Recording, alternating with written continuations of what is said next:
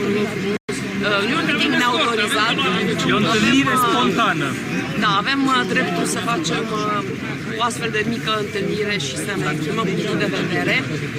Este pentru demisia generalului Oprea, pentru moartea motociclistului și încercarea de mușamalizare a acestui caz, el neavând dreptul la escortă, pentru plagiatul pentru care n-a dat nicio explicație, deci noi am cerut demisia. Am cerut-o și prin comunicat acum 2 zile și ieri la fel și o cerem și astăzi fiind aici încă o dată.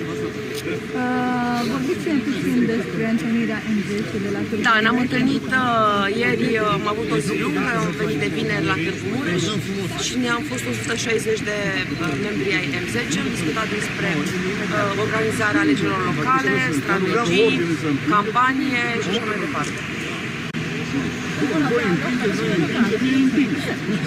Când vor avea alegerile despre alegerile locale în România, doamnă. Aia întrebați pe Ponta, Dragnea, Oprea.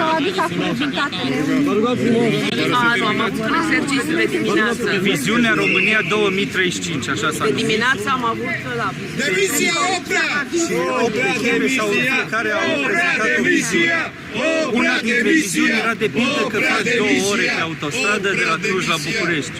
Și mai aveam în viziune Elena Udrea după 20 de ani iese în eliberare condiționată și spune îmi pare rău că n-am susținut-o pe Monica Macovei.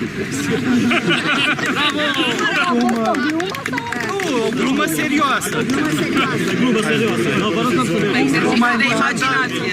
Cum comentați clasarea dosarului Revoluției? Este o rușine clasarea dosarului Revoluției. Faptele de omor sunt imprescriptibile. Și asta datorită legii pe care eu am spus-o și am inițiat-o, a intrat în vigoare în 2012. Deci omorul este imprescriptibil și în al doilea rând, tot prin această lege am introdus imprescriptibilitatea crimelor împotriva umanității sau crime de război, omorul un grup mai mare de oameni, indiferent de data la care au fost comise. Deci puteau să fie continuate cercetările. Aici este iarăși o intervenție politică, este evident, dar problema mea este cu independența procurorilor. Da? Ei trebuie să fie independenți și să-și facă treaba până la capăt. De altfel, CEDO, care a condamnat statul român tocmai pentru că nu a investigat morții Revoluției, că nu poți să ai oameni împușcați în cap sau împușcați cu arme de război, cu culanțe de război, fără să ai vinovați. Nu se poate. Iar CEDO a spus că statul român e vinovat pentru că nu a finalizat cercetările și nu avem vinovați și condamnați. Și a spus niciodată aceste fapte nu trebuie să se prescrie, pentru că românii au dreptul să știe, să-și cunoască adevărata istorie și cei care au împușcat oameni sau cei care au dat ordine să fie împușcați oameni trebuie să meargă la închisoare. Încă ceva, v-aș ruga un comentariu legat de legea votului prin corespondență. Știu că M10 a depus propriul său proiect. Sunteți de acord cu ceea ce s-a decis în Senat săptămâna trecută?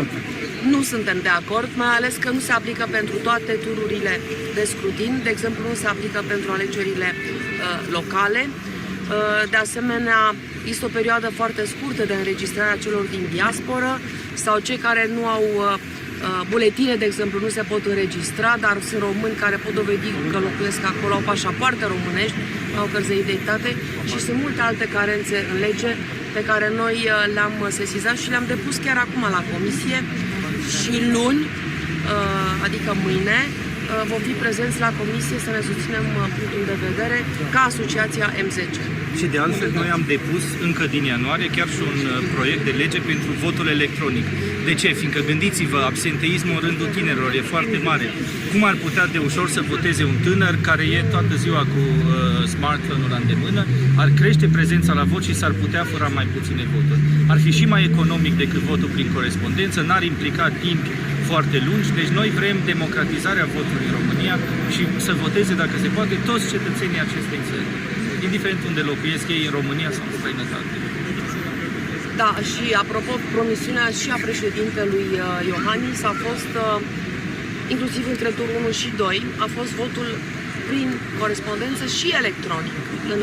În acest proiect de lege nu este nimic despre votul electronic. Vreau să spun că nu schimbă situația de astăzi.